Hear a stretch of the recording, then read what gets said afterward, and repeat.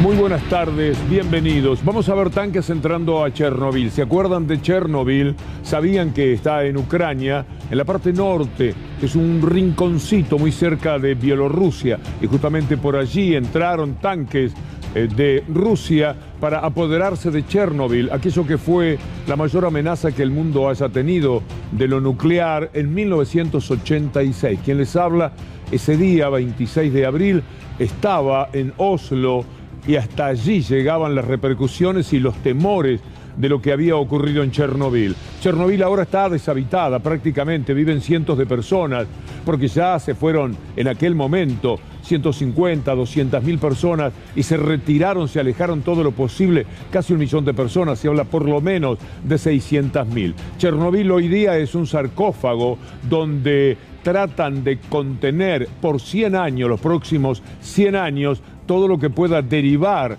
de ese uranio concentrado y todo ese peligro. Pero hoy día se convierte en un símbolo de la avanzada de Rusia en Ucrania, porque, insisto, está en territorio ucraniano. Bienvenido en el programa. ¿Qué tal, Sebastián?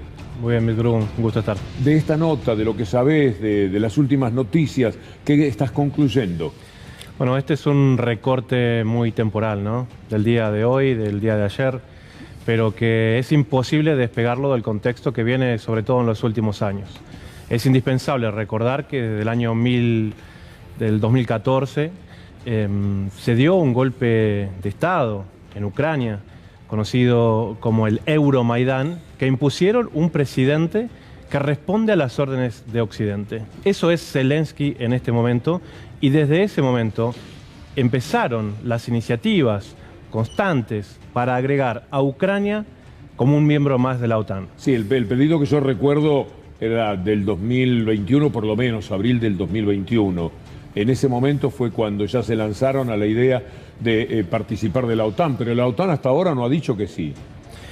La OTAN siempre tiene intenciones y el propio Zelensky no se vio dispuesto a mostrar, sobre todo hacia el interior de su propio país, de que esto no era una opción que a ellos les interesaba. Lo cierto es que cuando vemos el mapa de Europa, de Asia, la cantidad de bases de la OTAN que ya están rodeando a la Federación Rusa, no se equipara en lo más mínimo. Recientemente lo decía recién nuestro entrevistado, Lituania, Letonia, etcétera, han ido cercando a Rusia.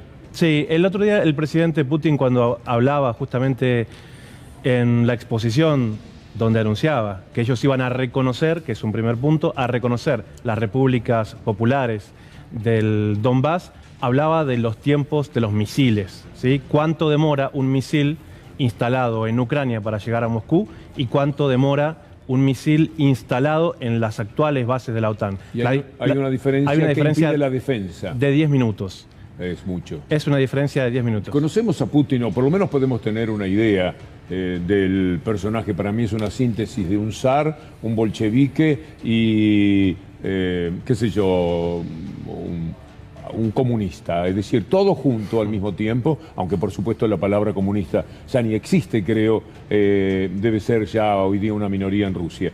Pero de Zelensky sabemos menos. ¿Qué sabes tú?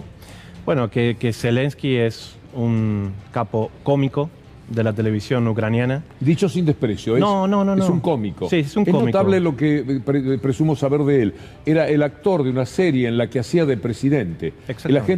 Y la gente se lo creyó tanto que finalmente se candidateó y se convirtió en presidente. Sí, es de ese tipo de personajes que aparecen dentro de las políticas locales como una especie de outsider y que habla de los partidos políticos tradicionales, en ese caso el presidente era Yanukovych todavía, como que habían terminado las etapas y que esa nueva política, con personas que no venían de la estructura de los partidos tradicionales, eran los que estaban en condiciones de comandar Kiev. En ese entonces se vio claramente la injerencia de Occidente en ese espacio que se llama el Euromaidán, la plaza proeuropea, que duró el tiempo necesario para que Yanukovych tuviera que renunciar. Y desde ese contexto se ha visto una alianza prácticamente inquebrantable entre los intereses de la OTAN y el presidente ucraniano. Tenemos, Víctor Hugo, un fragmento de la serie de Zelensky cuando era actor, llega a ser presidente también ahí en la serie y entra al Parlamento a dispararle a los legisladores. Vamos a ver un fragmento. Esto debe ser de 2014, 2015 aproximadamente, y cuando se produce Sí, un el poquito golpe de antes. Estado empieza a candidatearse como presidente. Está baleando al Congreso, está matando a los del Congreso. La realidad es que después desactivó el Congreso, lo sacó de la actividad. Sí, de alguna manera él gobierna a través de decretos presidenciales sabiendo que tiene el respaldo de Occidente y de los grandes medios de comunicación. De esa manera ha logrado tener como una especie de impronta beligerante en contra de la Federación Rusa que hoy estamos viendo no le dio muy buenos resultados. Escuchábamos hace 3 días nada más, el presidente Zelensky hablaba de revocar un acuerdo a través del cual en 1994 Ucrania aceptó dejar de tener cualquier tipo de armamento nuclear. En ese momento, Ucrania era la tercera potencia mundial nuclear. Ahí está un poco también la debilidad de Ucrania en todo esto, porque su armamento se quedó en el tiempo, mientras que Rusia naturalmente debe estar en el límite de la sofisticación más elevada. Ucrania se ha quedado para atrás. Hay diferencia en eso, diferencia en el número de soldados, diferencia en la población, son 44 millones aproximadamente en Ucrania, mientras que estamos hablando de 150 millones más o menos en Rusia. Potencia económica contra potencia económica, aunque vendan trigo, aunque vendan en algún sentido lo mismo, todo es una enorme diferencia. Es decir, jamás se le puede ocurrir a Ucrania, sin el refuerzo de OTAN y sobre todo de los Estados Unidos, ir a confrontar con Rusia. Es que la mayoría de la población no está de acuerdo con esta postura de Zelensky, eso hay que entenderlo. ¿Cuál población? La población ucraniana. No la separatista, que va de suyo. No, hay un grupo, y es cierto lo que vos decís, Víctor Hugo, hay un grupo que es un núcleo duro vinculado al fascismo extremo. Hay que recordar que durante la Segunda Guerra Mundial hubo un líder político que se llamó Stepan Bandera, que él promovía el ingreso de los nazis a través de Ucrania para que ataquen Moscú. Ese grupo, que hoy fue parte del Euromaidán, que tomaron el gobierno en el 2014, reivindican con las fotos de Stepan Bandera el gobierno actual de Zelensky. Sebastián, ¿qué sabemos mal en función de la información que predomina de Occidente? Todas las cadenas, todos los diarios de la OTAN, de los países que integran la OTAN, ni hablar Estados Unidos. Aquí en la Argentina tenemos un bombardeo de información que favorece a todo lo que sea contra Rusia, exacerbado además por eso que pasó con Alberto Fernández, que le dijo a Putin: estamos demasiado cerca de los Estados Unidos, dependemos mucho. Putin, si se acuerda de Alberto Fernández, no se va a acordar bien en estas horas, porque Alberto Fernández no pudo sostener aquello que dijo y por el contrario está el gobierno argentino actuando en contra de esto. ¿Qué cosas, como observador, como conocedor, te parece que estamos sabiendo mal? Me parece que la intención de la propia Federación Rusa de entrar a un conflicto bélico. Rusia fue empujado a una situación donde no le conviene porque la guerra sería prácticamente en su propio territorio. Yo no comparto de que exista un enfrentamiento real en este momento entre la Federación de Rusia y Ucrania, porque no se ve realmente una respuesta de Ucrania ante el potencial de la Federación Rusa. La gente en este momento dice: pero Sebastián, se ven tanques que están invadiendo Ucrania. ¿Cómo le llamamos entonces a esto? No hay respuesta por parte de Ucrania, porque los propios soldados ucranianos que recibieron también el mensaje del presidente Putin están desertando, ¿sí? Solamente hoy hay un conteo de 5 soldados ucranianos que tiraron sus armas, que entienden de que están llevando a una guerra impuesta por parte de la OTAN y quieren cruzar los territorios para desertar al ejército ucraniano. ¿Hay muertos ya, Sí, que sepas? Sí, hay decenas de muertos. ¿En qué tipo de enfrentamientos? La operación rusa es estrictamente contra objetivos militares. No hay ninguna ciudad, y por eso no se ven en las imágenes, que haya sido ni bombardeada ni atacada. Chernobyl está dentro de esos objetivos no tiene militares. Necesidad, según lo que describís, Rusia, de hacer esto. Basta con ir sobre la parte militar de un país que, si no recibe una urgente ayuda de la OTAN, ¿y la OTAN se animará a entrar en ese conflicto, a meter tropas, a enfrentar a Rusia si los propios ucranianos no se defienden? En la madrugada de anoche el presidente Putin recordó una faceta histórica que dijo: no estamos dispuestos a repetir. Y eso fue la estrategia de Stalin de permitir ingresar a los nazis prácticamente hasta Moscú para después derrotarlos dentro del territorio. Y dijo: aquella estrategia militar nos costó millones de muertos. Ahora lo que nosotros vamos a hacer es frenar a la OTAN a las puertas no solamente de nuestras fronteras, sino de un aliado como es Ucrania. Sebastián, Lautaro te va a mostrar algo referido a Biden. Empezamos por un tuit del presidente de los Estados Unidos y después un video en el que hay declaraciones de él. A ver qué dice este tuit que compartimos con ustedes. El presidente Biden dice: solo Rusia es responsable de la muerte y destrucción que traerá este ataque, y Estados Unidos y sus aliados y socios responderán de manera unida y decisiva. El mundo hará que Rusia rinda cuentas. Veamos ahora a Biden. Rusia va más allá con esta invasión, iremos más allá con sanciones. ¿Quién cree Putin que le da el derecho de hacer esto?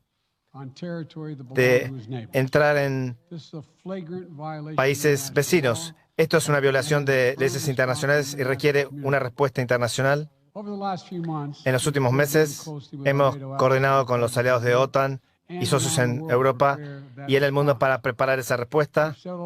Hemos dicho, y se lo he dicho a Putin hace un mes, que actuaríamos juntos, y el momento en que Rusia fuera contra Ucrania, y ahora ha ido contra Ucrania al declarar a estos estados independientes.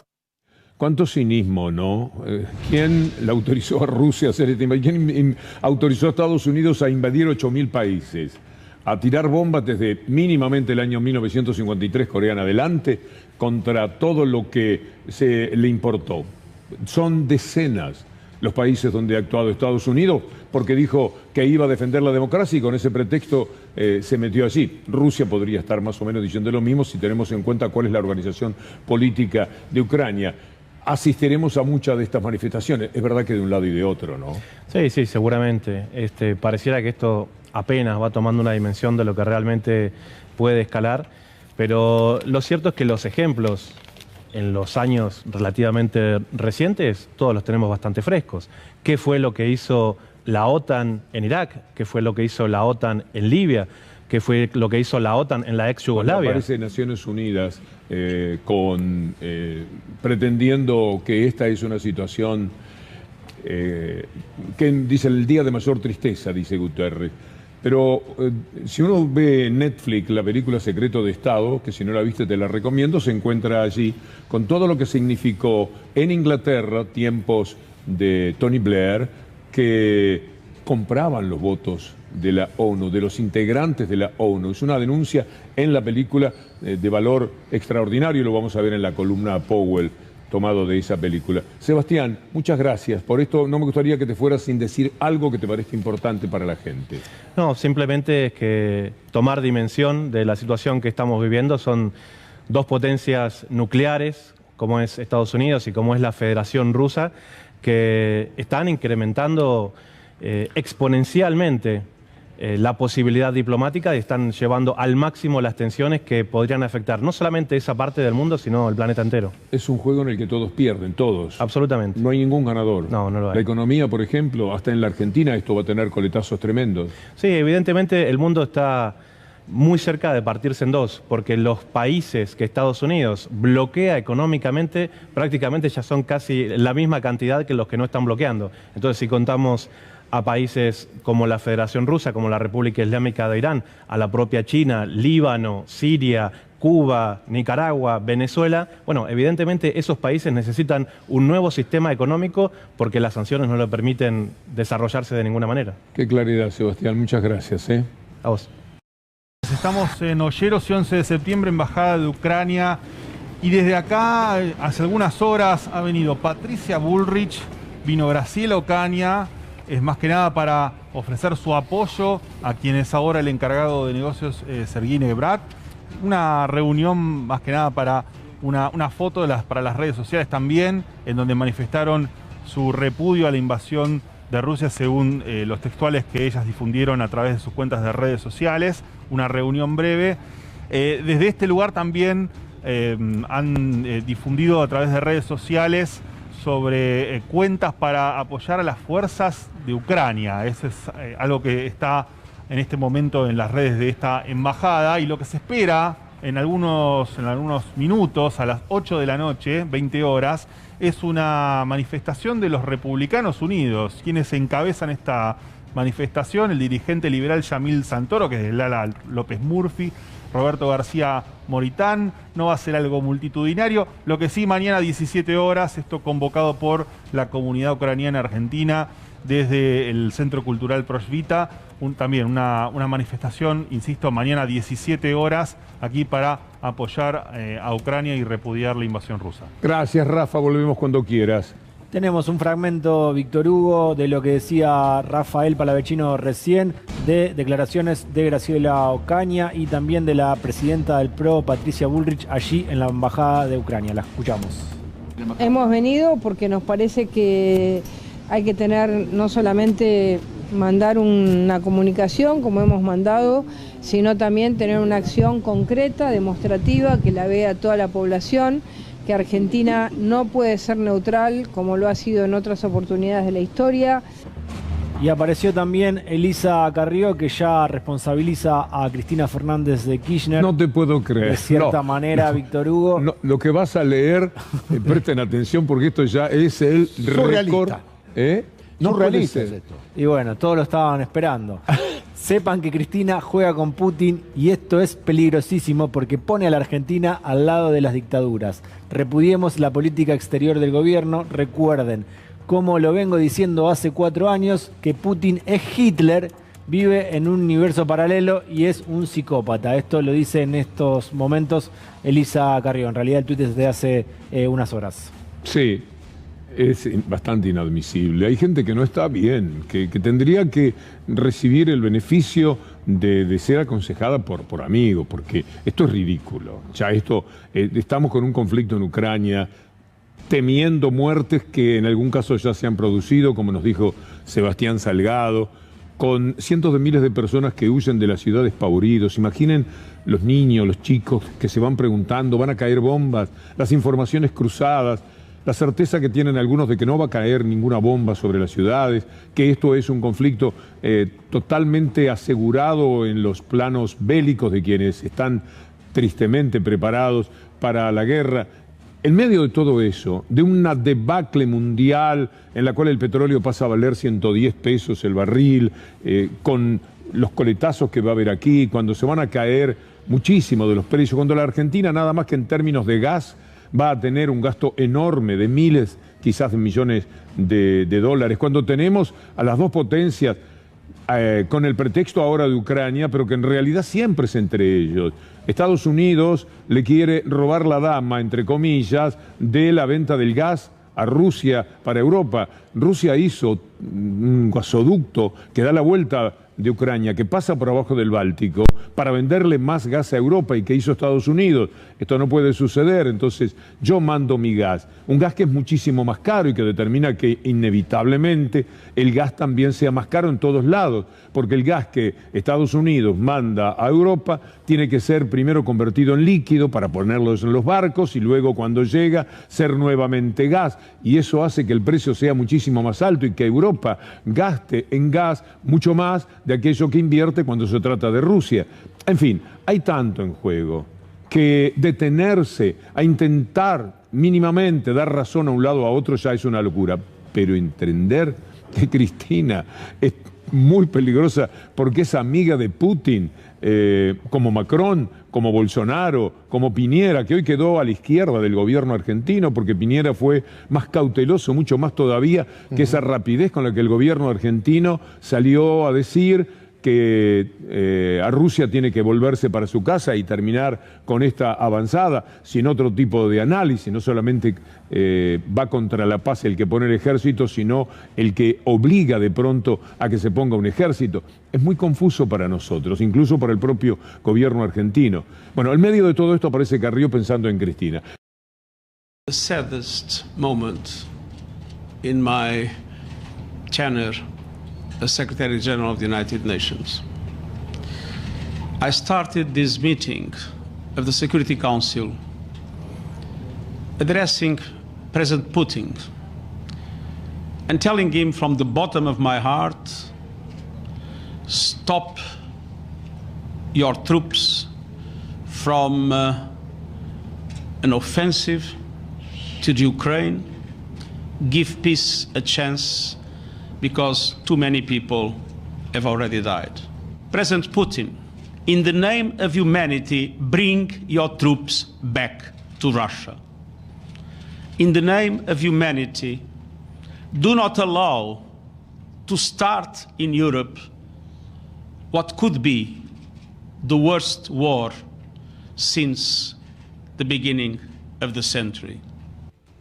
Las Naciones Unidas, no es culpa de Guterres, que no estaba entonces, con muy escasa autoridad en todo esto, porque se sabe que es el brazo extendido de los Estados Unidos, que manda en todo. Manda en el Fondo Monetario Internacional, manda en el G20, es decir, en el G7, en todos los sitios tiene la palabra más fuerte.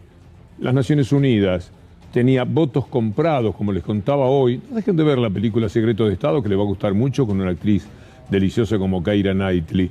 Y ahí uno aprende tiempos de Tony Blair, porque no era en Estados Unidos que transcurre la película, sino en Londres, donde eran comprados, y esto es lo que se descubrió, los votos de los integrantes de las Naciones Unidas para decir que sí, que había armas en Irak y para poder llevar la guerra a Irak. Además, ONU no resuelve nada, porque habla, pero no tiene ningún efecto práctico. No es el primer conflicto que primero hablan, continúa, explota y finalmente aparecen otra vez para decir: no pudimos hacer nada. La ONU a veces tiene el edificio muy lindo, pero adentro hay cabezas que no tienen mucho poder para resolver cuestiones.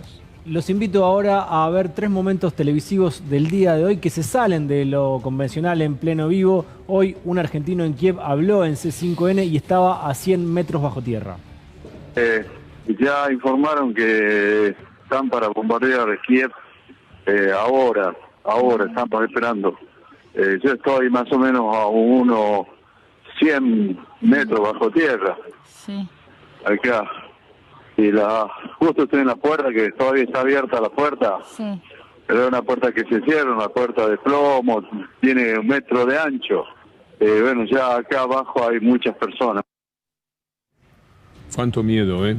Cuánta preocupación. Fíjense ustedes lo que está diciendo. Hablaba desde un lugar... entrando a un refugio. Y contaba que bajaba con escaleras mecánicas. Ahora vamos a ver otro momento, se dio en Canal 9. Estaban hablando también con un argentino desde Ucrania, es de Lanús, y dijo que no tenía tanto miedo como si había sufrido en Argentina. Víctor Hugo, lo escuchamos. ¿Salen a la calle ahora habitualmente o tienen miedo que caiga un misil? ¿No le tienen miedo a un misil? Mira, yo soy de Lanús, volvía todas las noches a mi casa, así que tanto miedo no le tengo al misil. Pero tremendo. Bueno, lo que acabas de decir es tremendo, Alejandro. No, pero sí. Vos decís que estás preparado para todo. Sí, si sos de Lanús, yo volvía a la noche, 3 de la mañana a mi casa, tenía que caminar 4 cuadras y eso sí da miedo, todos los días. A ver, me parece lectura... bombas sobre las ciudades. No tiene esa fuerza que sería diabólica, me parece, Rusia, para lanzar sobre los habitantes. Esto va a circunscribirse a lo que es el mundo militar. Ahora veamos un momento que sucedió en La Nación Más. Estaba hablando Elisabetta Piquet, una histórica corresponsal de guerra, que se enojó cuando trataron de darle instrucciones y recomendaciones desde el piso desde Argentina. Estás viendo movimientos de tropas en el centro, es una sirena antiaérea. Las sirenas, así que me voy a tener que... Toma refugio, alejate de las ventanas. Primero, ¿tenés un estacionamiento en la zona del hotel? ¿El hotel tiene estacionamiento subterráneo? Eso es lo primero que tenés que buscar, Betá. Sí, bueno, creo que los voy a dejar. Y lo segundo que tenés que hacer es alejarte de las ventanas, así que entra al menos al lobby del hotel. Sí, por supuesto. Y te acompañamos. Y entra al lobby del hotel, alejate de las ventanas y pregunta si tenés un estacionamiento subterráneo para entrar inmediatamente. Eso es lo más conveniente que puedes hacer en este momento. Después, mientras tanto... Bueno, los saludo, gracias. Hasta luego. ¿Qué es este pelotudo? ¿Me escuchaste? Vamos a hacer una cosa, tomar refugio. Nos volvemos a comunicar cuando se pueda acomodar. A ver, empiezan a vivirse situaciones... ¿Qué iba a decir? No, lo insultó al periodista. ¿Ah, sí? Y le dijo, este pelotudo, al aire. Yo soy un poco sordo, no se me escapó. Claro, ¿Eso ocurrió? Eso ocurrió. Ah, mirá. Bueno, es que yo Era tu risa esa, mirá, claro. me estaba riendo porque esta es una mujer que debe estar bastante entrenada, debe tener alguna bomba que le picó cerca. Alguna guerra encima tiene. Sí, muy probablemente, y le daban consejos. Desde acá, desde un estudio. Es muy gracioso. Tenemos un tuit, Víctor Hugo, ¿De quién? también de De una Piqué colega- diciendo gracias por la ayuda. No, de colegas que rápidamente salieron a solidarizarse. Ahí a la derecha dice Nazarena, argentinos desde Argentina explicando cómo cuidarse en una guerra. Claro. El comentario final es que lo que decía Darío, dijeron estos pelotudos, en realidad es lo que dijo la colega, y Ingrid Beck dijo, se pregunta, ¿qué es el mansplaining? Y bueno, y cita directamente el video porque toma como ejemplo del significado de mansplaining. Saludamos a Ingrid Beck, que es una destacada periodista también. Se debe haber divertido muchísimo por la buena intención, de pronto no, pero a veces, qué sé yo, es como yo decirle a Messi más o menos, te conviene ir por la izquierda, enganchar con la zurda, es decir, darle alguna sugerencia. Pero se veía que ella ya se iba calentando por la cara, Sí, ¿entendés? además pasaban cosas alrededor y quería atender qué era lo que sucedía ahí. Sí, de hecho varias veces dijo, bueno, voy dejando, voy cortando y finalmente, antes de cerrar del todo la comunicación, esa puteada hacia el piso. Bueno, vamos a un par de tuits de Alberto Fernández, el presidente de la República, sobre este conflicto. A ver qué dice el primero. Lamento profundamente la escalada bélica que conocemos a partir de la situación generada en Ucrania. El diálogo y respeto a la soberanía, la integridad territorial, la seguridad de los estados y a los derechos humanos garantizan soluciones justas y duraderas a los conflictos. Muy bien, ese está muy bien. A ver el otro. Hacemos un llamado a todas las partes a no usar la fuerza militar. Pedimos a la Federación de Rusia que ponga fin a las acciones emprendidas y que todas las partes involucradas vuelvan a la mesa de diálogo. Este es un pensamiento muy parecido a lo que debe querer Estados Unidos que digan en América Latina. Pero fíjense ustedes, Bolsonaro no sé si ya se expidió. Lula no dijo esto de que se vuelvan... No. Muchos países no hablaron. No, claro. Por eso Argentina, ¿por qué se involucra tanto? ¿Por qué se apuró tanto? Yo creo que se generan conflictos. Aquello que dijo Alberto Fernández, por lo que lo atacaron tanto, lo que dijo estaba muy bien, era atendible, es una expresión política que compartimos, que a muchísimos nos refrescó la vida.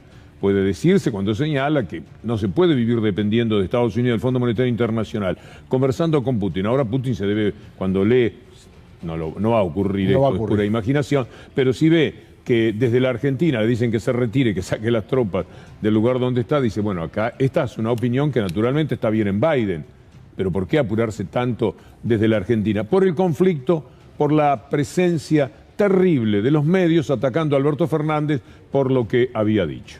Ya volvemos. Bueno, éramos pocos y a Macri se le ocurrió hablar también de política internacional, ¿no? Sí, Víctor Hugo, estaban discutiendo con María Eugenia Vidal lo que está sucediendo entre Rusia y Ucrania en un Instagram Live que se hicieron desde las dos cuentas de Instagram de cada uno de los políticos, de la diputada y del expresidente. Y en un momento el expresidente Mauricio Macri dijo lo siguiente: esta Argentina es como si Sacachispa quisiera decirle a la FIFA cómo organizar un mundial. Está criticando acá a la Argentina y criticando también a Sacachispa. Rápidamente, ¿qué hizo Sacachispa de su cuenta de Twitter? Salió a contestarle al expresidente Mauricio Macri, que dejó en offside con el siguiente tweet desde la cuenta oficial del club. Mauri, con la plata que patinaste del fondo hubiéramos hecho el mundial en Soldati y de noche. Está en línea Pablo Turiachi, que es vicepresidente de Sacachispas. Un gusto, Pablo, ¿cómo les ha caído esto? ¿Cómo le va, Víctor Hugo? Buenas tardes para todos. Sí, mal. A nosotros suele molestarnos un poco, ¿no? Cuando nos hacen esa chicana de no podés ganarle ni a Sacachispa, no podés jugar ni a Sacachispa. Y en este caso lo que pasó con el expresidente es que se burló un poco como si nosotros no tuviéramos la capacidad para poder aconsejar a alguien con el tema fútbol, ¿no? Que un club como el nuestro que fue muy exitoso últimamente en lo deportivo y también en el crecimiento en las redes sociales. Entonces, con nuestro humor o con nuestras chicanas que también solemos hacer en redes sociales, quisimos advertirle a él que si hubiera tenido esa habilidad que él tanto se jacta en manejar mejor el tema de la plata del fondo, podríamos haber hecho un mundial tranquilamente en Soldati y de noche, ¿no? Teniendo en cuenta que nosotros no tenemos luz en la cancha y es una zona que está un poquito descuidada del sur de la capital federal, nos hubiera venido bárbaro un poquito de esa plata. Bueno, Pablo, una sola cosa. Darío Villarroel te saluda. ¿Cómo estás? Tanto tiempo. A ver, Sacachispa ha crecido mucho. Y yo te pregunto, ¿vos crees que el presidente Mauricio Macri tiene idea en qué categoría está Sacachispa?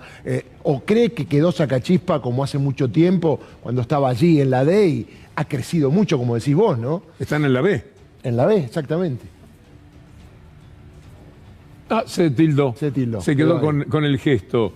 Ya, el gesto lo dice todo. Sí.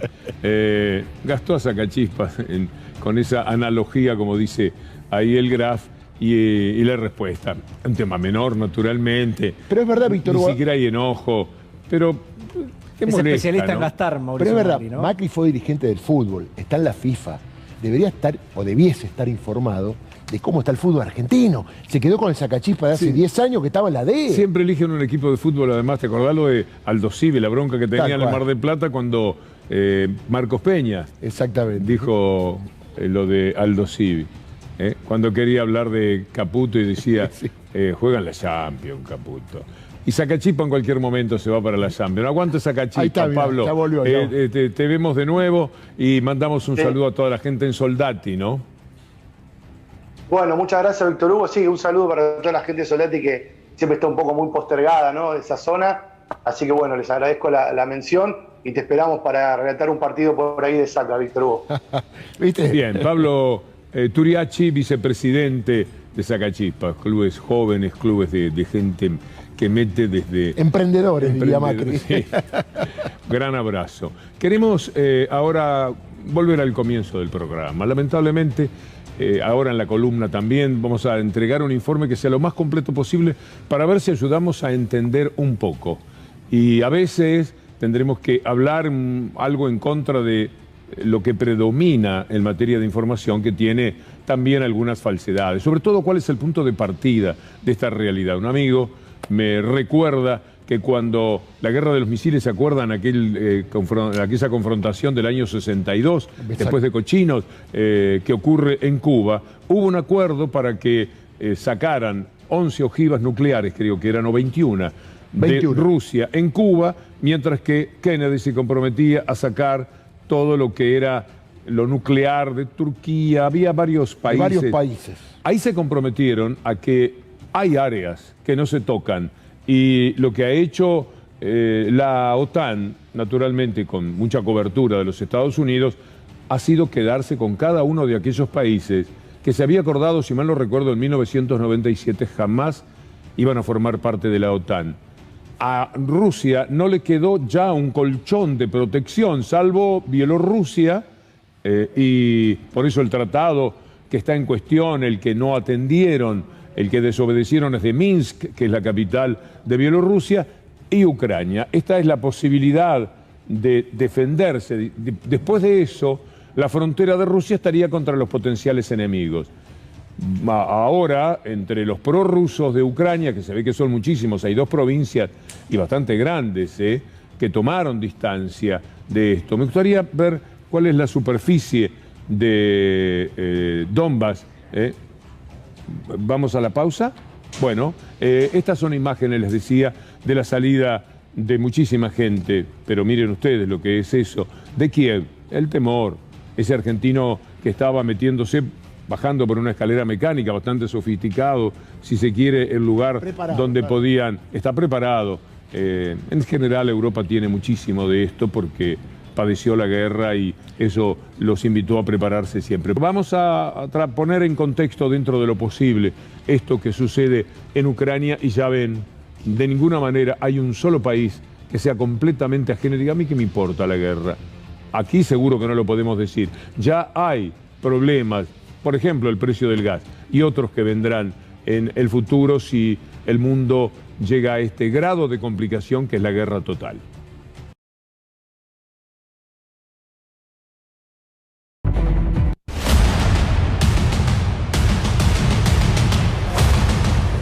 consciente a lo que está sucediendo entre Rusia y Ucrania. Vamos a tomar una fecha que es decisiva porque ahí vinieron los acuerdos de Minsk que tuvieron dos momentos, uno en 2014 y otro en 2015, siempre tratando de parar el fuego cruzado entre las provincias que desertaron de su condición de ucranianas, provincias prorrusas, Donetsk y Luhansk, que forman el Donbass, una región bastante importante de Ucrania, que ahora se ha separado de Ucrania. Pero después quedaron siempre en guerra. Y el Tratado de Minsk, el Acuerdo de Minsk, la capital de Bielorrusia, de los 4 de Normandía que vienen a ser Rusia, Ucrania, Alemania y Francia, determinaba que había que hacer un alto al fuego. Fracasaron en 2014, volvieron a la carga en 2015 y esto es lo que ahora saltó por los aires. Veamos aquello de 2014. When the Soviet Union dissolved in 1991, its western territory broke into independent states, including Ukraine. They formed a buffer between Russia and Western Europe. But in the 90s and 2000s, these countries started drifting westward, and many joined the EU. The conflict began at the end of 2013, when the Ukrainian government rejected an association with the European Union in order to build stronger ties with Russia.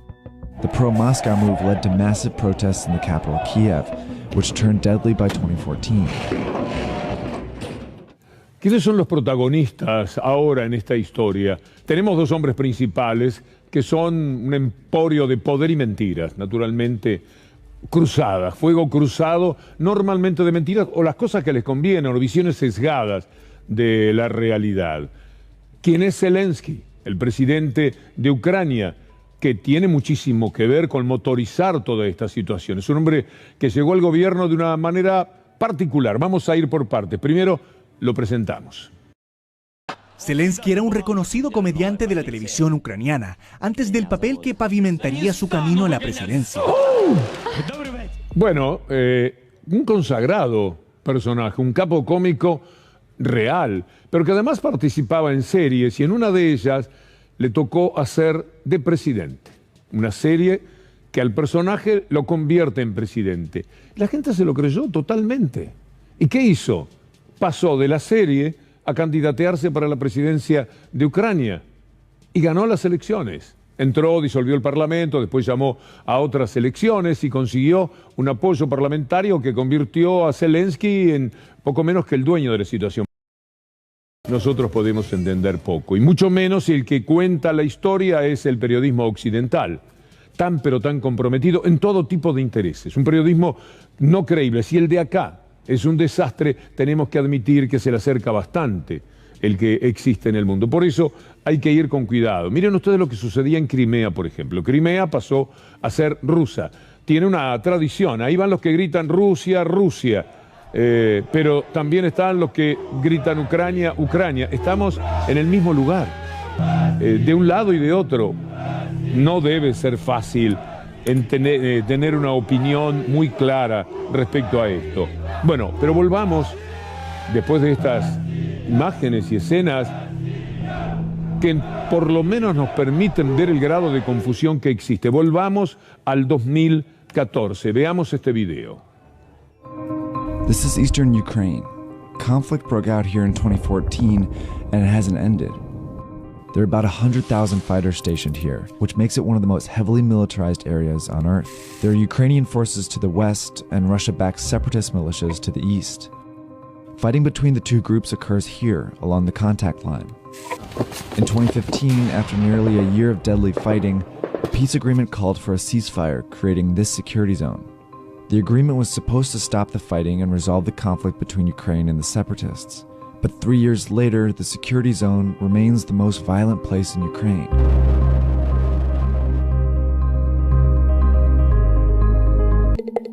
The ceasefire is violated almost every single day in East Ukraine, which reportedly puts about 100,000 civilians in constant danger.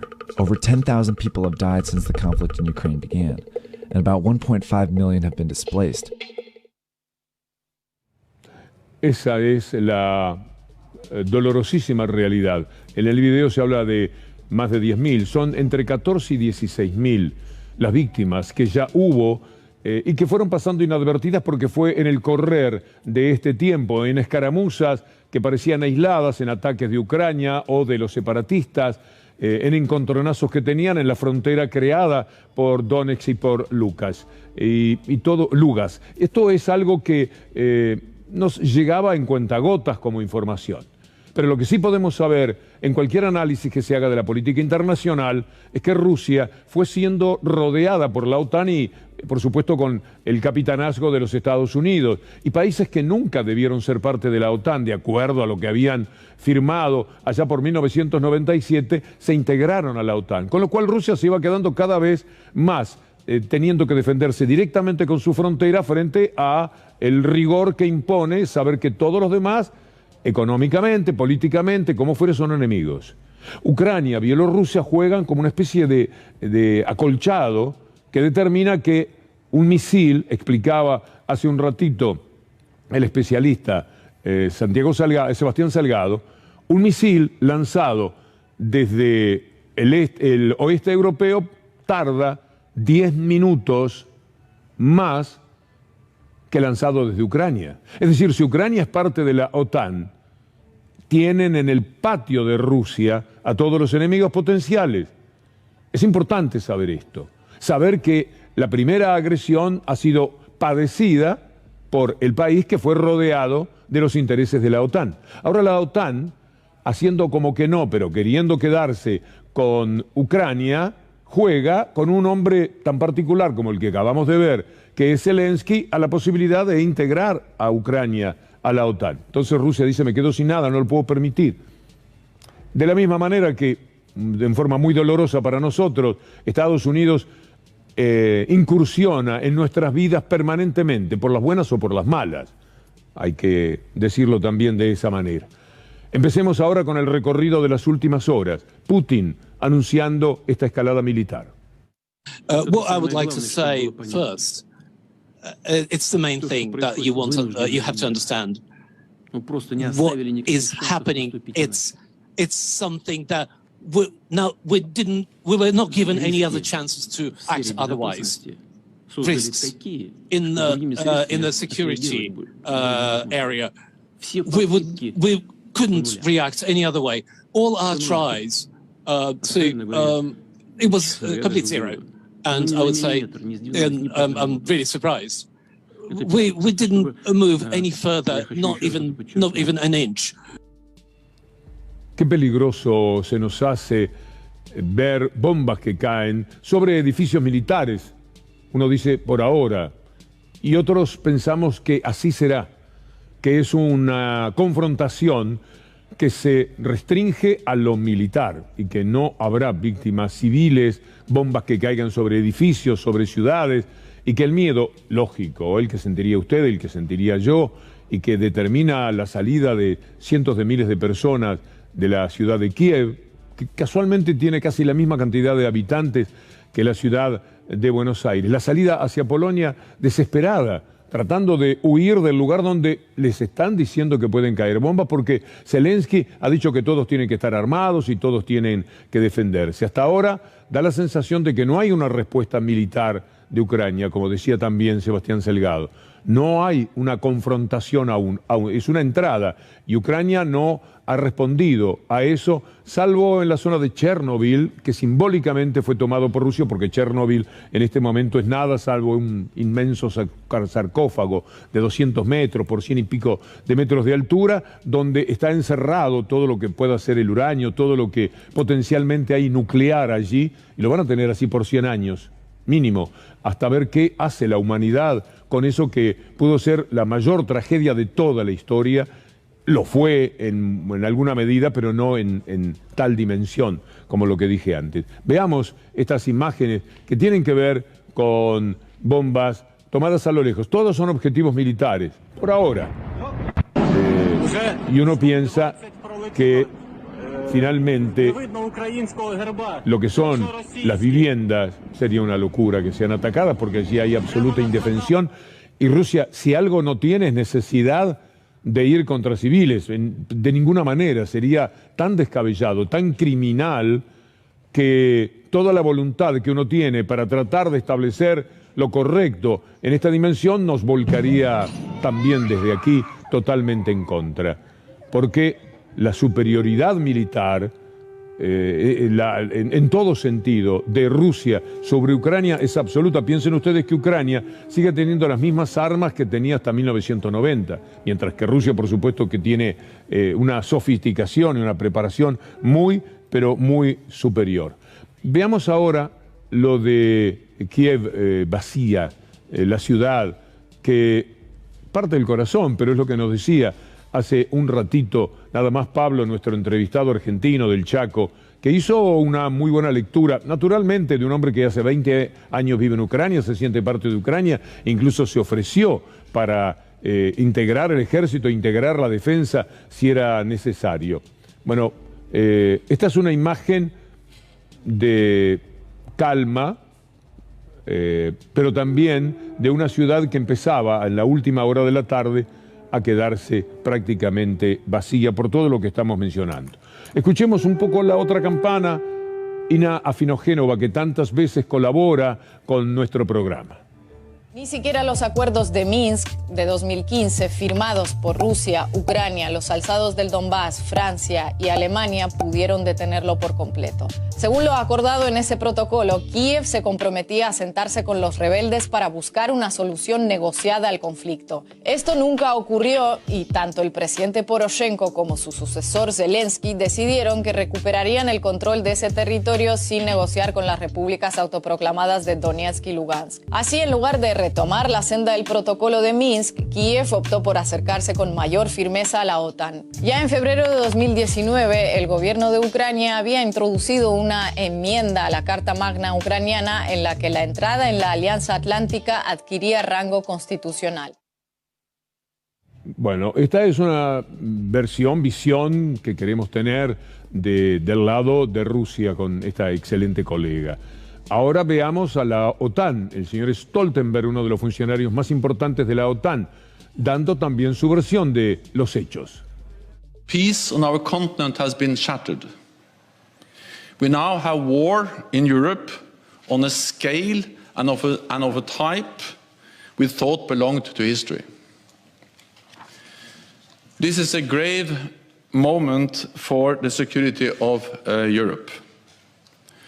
Russia's unjustified and unprovoked attack on Ukraine is putting countless innocent lives at risk. Todas son visiones políticas interesadas, inevitablemente, las que se han escuchado. Ni hablar de la del presidente de los Estados Unidos, Biden.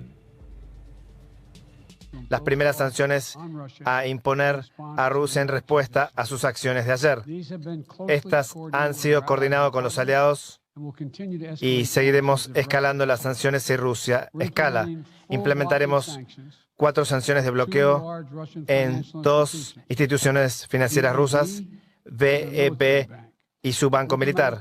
Implementaremos sanciones a la deuda soberana de Rusia. Eso quiere decir que hemos bloqueado a Rusia del financiamiento occidental. No puede obtener dinero del occidente y no puede comerciar su nueva deuda en nuestras deudas o mercados europeos. Comenzando a partir de mañana y siguiendo en los próximos días, también impondremos sanciones en la élite de Rusia y sus familiares.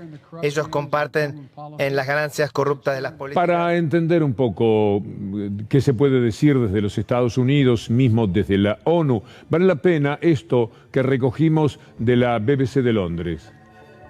Luego Bush planteó ante la ONU su caso para desarmar a Irak a la fuerza. El gobierno británico publicó su propio expediente asegurando que Irak poseía armas de destrucción masiva que podían lanzarse en 45 minutos. The intelligence picture they paint is one accumulated over the last 4 years. It is extensive, detailed and authoritative. El gobierno reconoció después que la inteligencia era defectuosa y la afirmación de los 45 minutos incorrecta. En noviembre se permitió el regreso de los inspectores de armas, pero se sospechaba que Saddam Hussein usaba tácticas dilatorias. Tras una última cumbre, se emitió un ultimátum. Saddam Hussein and his sons must leave Iraq within 48 hours. Their refusal to do so will result in military conflict. El conflicto duró poco, o eso fue lo que pareció. Luego vinieron las repercusiones. El saqueo inicial pronto se transformó en una insurgencia organizada. Saddam Hussein fue capturado y ejecutado, pero eso no acabó con la violencia. Surgieron fotos de tropas estadounidenses abusando de prisioneros iraquíes. Our country had an obligation to treat them right. We didn't, and that was wrong. Para entender mejor todavía qué pasaba en Irak, ahí aparecía Tony Blair, cómplice absoluto de toda la mentira. Hay que decir que eran comprados los votos de la ONU para favorecer a Estados Unidos en su pretensión de ir a Irak, aunque no tenía una sola prueba porque no la podía tener, dado que en Irak no había armas de destrucción masiva como pretendían señalar. Yo me acuerdo muy bien de Powell en esa película Secreto de Estado, que ojalá Netflix no la saque del aire porque invita también a reflexionar de cómo es el mundo. Keira Knightley hace el papel de una valiente protagonista que vive aún y que había descubierto, sin querer quizás, o presumiéndolo, cómo era la trampa que estaban haciendo para llevar la guerra a Irak por los motivos que conocemos. Y en algún momento había sido disuadida de esa idea y lo ve a Powell hacer esto, decir esta mentira y conoce lo que se está mintiendo en el Reino Unido y entonces actúa finalmente de la manera que permite que se sepa esa verdad tan pero tan dolorosa. Por eso cuando escuchamos a Guterres de la ONU y sabemos que la película trata de la compra de votos que se hacía por parte de Estados Unidos, comprados con dinero naturalmente, uno dice, bueno, tengamos cuidado, lo que señala la ONU, la OTAN, el mismo cuidado que debemos tener para lo que señalan del otro lado. The saddest moment in my tenure as Secretary General of the United Nations. I started this meeting of the Security Council addressing President Putin and telling him from the bottom of my heart, stop your troops from an offensive to Ukraine, give peace a chance because too many people have already died. President Putin, in the name of humanity, bring your troops back to Russia. In the name of humanity, do not allow to start in Europe what could be the worst war since the beginning of the century. Las consecuencias de la guerra van a ser tremendas. Veamos una parte muy peligrosa que es cuando Zelensky quiere a los civiles armados y esto me pareció sumamente grave. Veámoslo. Y estamos listos para darle armas a todos aquellos que se declaren listos para proteger la tierra. El pueblo ucraniano, a todos aquellos que tengan experiencia militar o de combate. Y esto tenía un correlato, vamos a ver las imágenes que hemos presentado aquí de civiles que sin ninguna experiencia, quizás ninguno de ellos había tocado un arma en su vida. Decía Pablo hoy, nuestro entrevistado en la ciudad de Lviv, que no es un lugar donde se vendan armas, donde se consuman armas, Ucrania, pero vean ustedes estas imágenes. Entrenan con fusiles de madera entre las ruinas de una antigua fábrica en Kiev. Son civiles ucranianos que han acudido a la llamada del batallón ultranacionalista Azov para realizar ejercicios de instrucción militar. Los voluntarios que llegan a la fábrica se organizan en 3 columnas, una para los más experimentados como algunos veteranos del este ucraniano, otra para novatos que quieren aprender a usar armas y una tercera para interesados en la defensa civil. Aunque el público es diverso, la mayoría son jóvenes de unos 20 años. Los viejos, los líderes, supuestamente, nunca mueren, mandan siempre a morir a los más jóvenes. Es atroz. Preparar así, de apuro, a la sociedad civil para enfrentar a un ejército que debe ser el 1 o el 2 del mundo, no parece demasiado aconsejable, no parece que sea algo justo. Hay un fotógrafo muy conocido, Erich Hartmann, que dice lo que quizás sirva como síntesis de todas las consecuencias que la guerra puede tener. La guerra es un lugar donde jóvenes que no se conocen y no se odian se matan entre sí, por la decisión de viejos que se conocen y se odian, pero no se matan. Se parece tanto a lo que en estos días hemos estado diciendo sobre lo que la guerra significa. Hay tanto documental hoy día para ver, tanto documento de lo que fueron el espanto de las guerras pasadas, que uno no puede entender cómo es que entramos otra vez por ese lado. Veamos las consecuencias económicas que trae la guerra. Ahí está en nuestro separador, Rusia-Ucrania, las consecuencias económicas. Miren lo que significa que Rusia no sea el principal proveedor de gas. Veamos eso. La crisis energética de Europa, afectada por el déficit de recursos energéticos, junto a las idas y venidas de Alemania con el gasoducto ruso Nord Stream 2, obligó a Bruselas a importar más gas natural estadounidense, abriendo cancha a una mayor dependencia energética de Washington. Todo esto difícilmente sería posible sin el avivamiento de las tensiones de Occidente con Moscú que afectan el suministro gasífero desde Rusia a Europa. La inestabilidad en Ucrania podría entorpecer el paso de gas ruso por ese territorio y por eso la Unión Europea busca asegurarse un suministro más seguro desde Estados Unidos. Claro, pero el gas de los Estados Unidos es muchísimo más caro. Vean este mapa del gasoducto que de Rusia sale hacia distintas partes de Europa. Aquí tenemos el destino de Alemania, pero la red es infinita, casi, muchísimo más grande todavía. Pero ahora Estados Unidos compite con esto. Otro gasoducto de los rusos, entonces todo el suministro para Europa es de Rusia. Esto es un peligro también, porque cierran la llave y dejan sin gas. Imaginen lo que esto sería en el pleno y durísimo invierno europeo. Entonces, Estados Unidos, por lo económico y por lo que significa estratégicamente, dice, aquí está nuestro gas. Pero el gas de los Estados Unidos hace que Europa lo pague muchísimo más caro, porque hay que convertirlo en líquido, meterlo en el barco, llevarlo y después nuevamente hacerlo gas.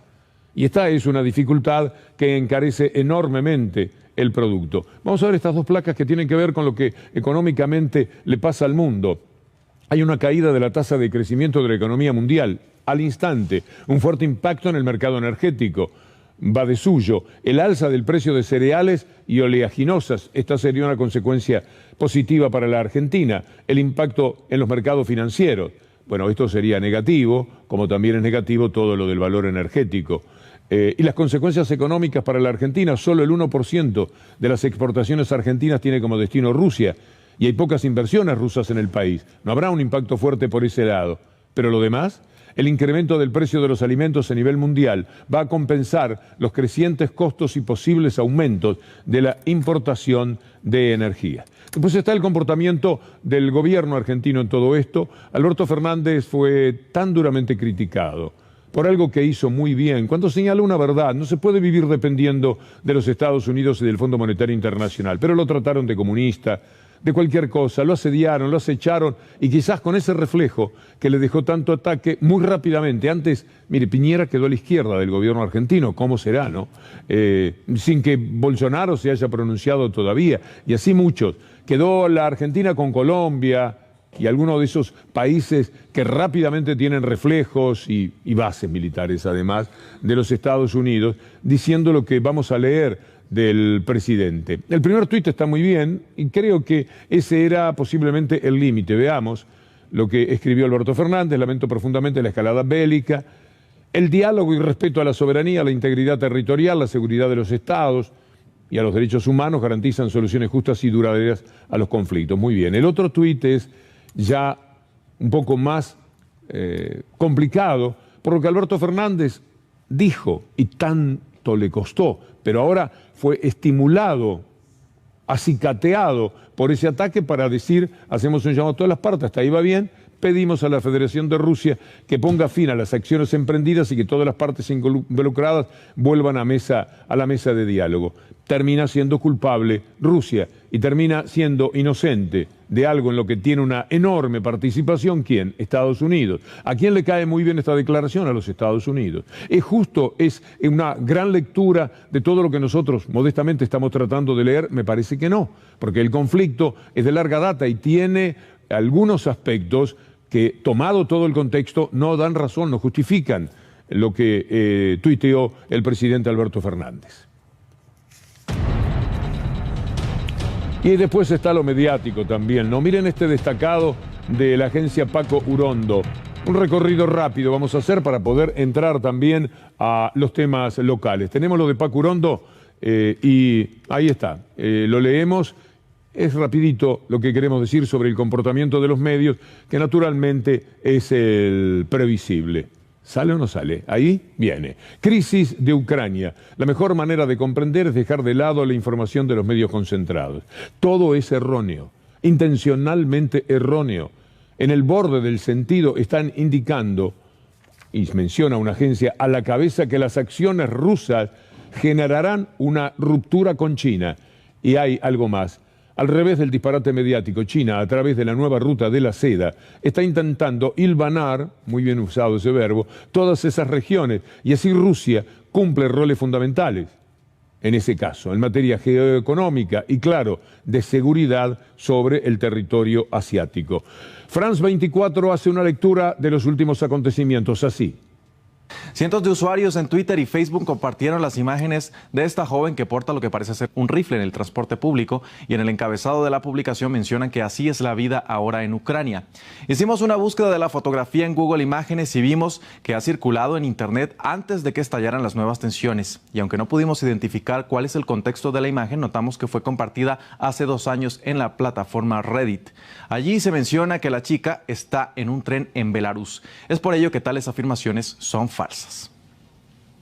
Otra serie de publicaciones en Twitter muestran una captura de pantalla que usa el logo de la cadena CNN, y en su titular se lee una noticia de última hora anunciando que, según fuentes, el presidente ruso Vladimir Putin decidió retrasar la invasión hasta que Estados Unidos entregue armas a Ucrania para poder quitárselas. Hicimos la misma búsqueda en Google Imágenes y encontramos un link que nos llevó a una noticia de CNN con fecha de 2017, y al final del artículo encontramos el video original del que fue tomada la captura. En la pantalla en realidad se lee una cita del presidente Putin en la que niega haber interferido en las elecciones de Estados Unidos. También descubrimos que la misma imagen se alteró en 2018 para afirmar falsamente que el mandatario había cancelado el Mundial de Fútbol que se celebró en su país, así que este contenido también es falso. También es de la información, es excelente. Vean ustedes cómo se cuecen habas también por allí. Vamos a ponerle un cierre a este tramo con una reflexión de un grande, muy grande. Ahí están los grandes medios de comunicación dispuestos a inventar enemigos imaginarios para justificar la conversión del mundo en un gran manicomio y un inmenso matadero. En Rey Lear, Shakespeare había escrito que en este mundo los locos conducen a los ciegos. Y 4 siglos después, los amos del mundo son locos enamorados de la muerte, que han convertido al mundo en un lugar donde cada minuto mueren de hambre o de enfermedad curable 10 niños. Y cada minuto se gastan $3 millones, $3 millones por minuto en la industria militar, que es una fábrica de muerte. Las armas exigen guerras y las guerras exigen armas.